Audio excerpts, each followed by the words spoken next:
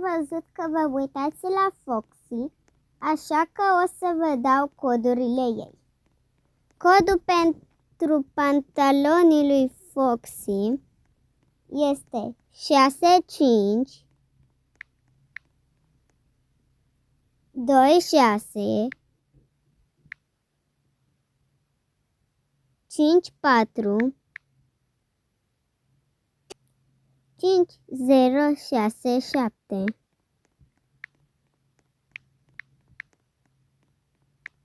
Dăm Enter și va apăru pantaloni.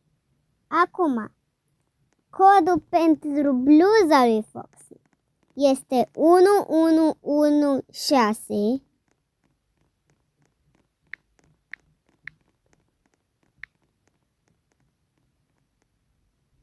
93 29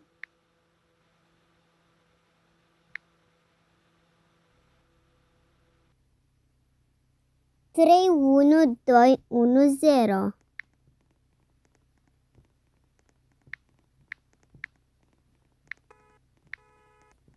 Și aceasta este bluza lui Foxy. Acum o să vă dau al doilea cod pentru bluza lui Foxy. Codul pentru a doua bluza lui Foxy este 765 84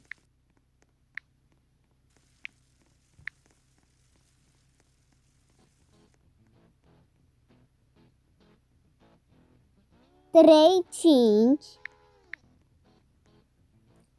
701. Dați Enter și v-a apărut a doua bluză a lui Foxy. Schimbați voi mersul. Sper că v-a plăcut videoclipul. Vă mai aștept. Pa, pa!